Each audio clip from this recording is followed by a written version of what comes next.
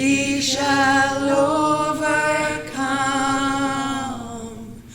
We shall overcome someday.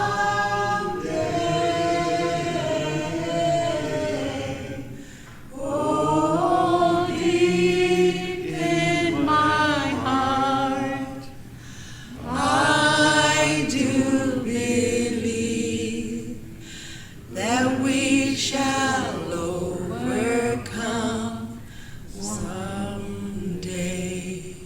The Canadians for a Civil Society is a non-profit organization of volunteers who are committed to advancing human dignity, human rights, equality, and life free from fear.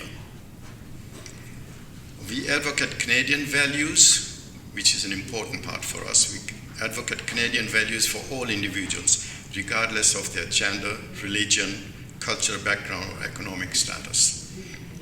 We do this by celebrating and promoting a value of civil society, by providing through meetings and conferences such as this one for open discussion on issues, by networking and working jointly with other non-profit organizations, and by influencing government actions and policies. We at Edmonton Community Foundation are so pleased to support Canadians for a Civil Society, and particularly this dialogue for peace.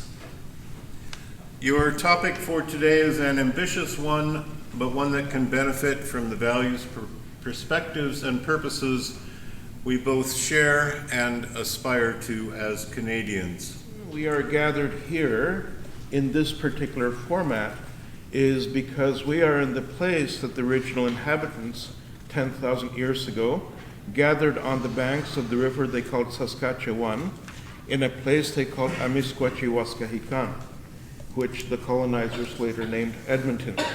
We are going back to the traditional way in which the people of Amiskwachie-Waskahikan spoke, which was with intent, with meaning, and with purpose. How can we as Canadians, with an affinity for the Indian subcontinent and its residents and citizens, actually find the beginnings of a fruitful dialogue by deciding and determining what we as individuals and we collectively can do? Change.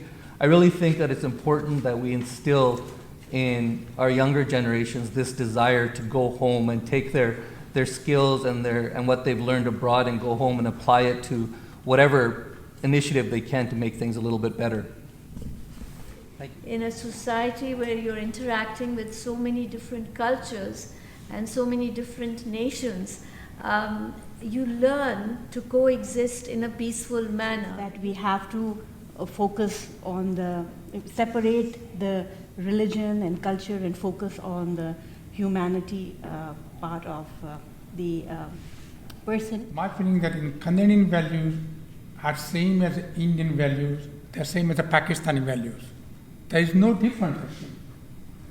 And if you have an example as Mahatma Gandhi, for him, whether one is a Muslim, Sikh, Hindu, Jain, make no difference. He was for everybody. Reading narratives, narrative, you have to move beyond that as well, beyond the past. The narrative is my victimhood, my pain, my trauma, not recognizing that of the other. And so what we can do here in Canada as individuals and NGOs like CCS and pressure our government is to find those people. But what we're asking people to do is use their social media to show their support by taking up individual actions. And so I think one of the things that we can do as Canadians is be really reflective about our own experience and experiment in Canada with multiculturalism and with pluralism. I mean, Canada would not have the kind of model of pluralism it has today if it wasn't handed from on top. I mean, it was groups coming together and working together and pushing for that. And so what happens on the ground is really, really important. It is really important to think of leadership as playing a big role in the direction of a community and in the direction of whether or not there would be a resolution of the issues and problems that cause conflict. Educator. My role as an educator is to continue to invite people for, toward a peaceful dialogue, to talk about the uncomfortableness. I used to introduce myself as a woman, a South Asian woman of color, Muslim descent. I'm not sure anymore about my identity, and I'm not sure if those are also social constructs that I have internalized and I'm conditioned to believe. That this is a country of diversity and will become more and more so, and that's a great strength and a treasure to be valued. And I believe that we have to go much deeper than coexist. Coexist is a very nice term. Tolerance is a nice term.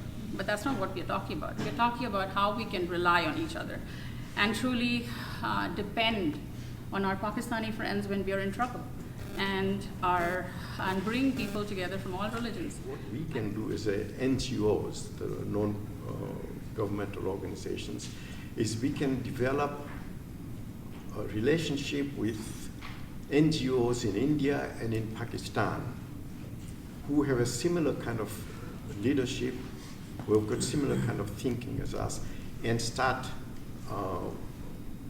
developing joint projects like Reva was talking about, which will bring the people together.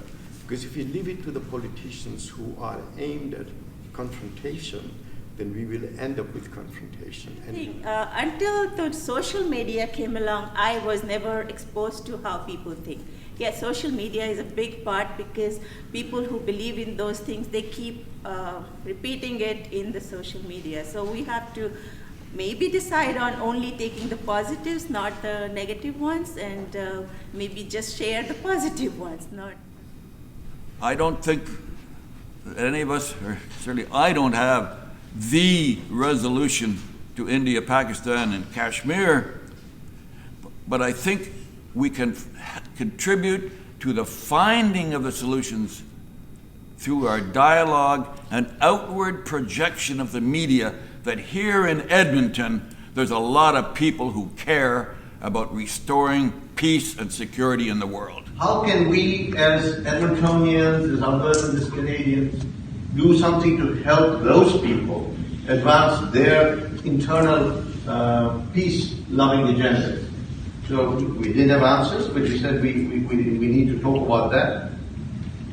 We need to identify the local groups, to thought about camps, bringing people from these conflict environments at a young age to camps where they can interact and have dialogue. And we heard again about the Israel-Palestine camps.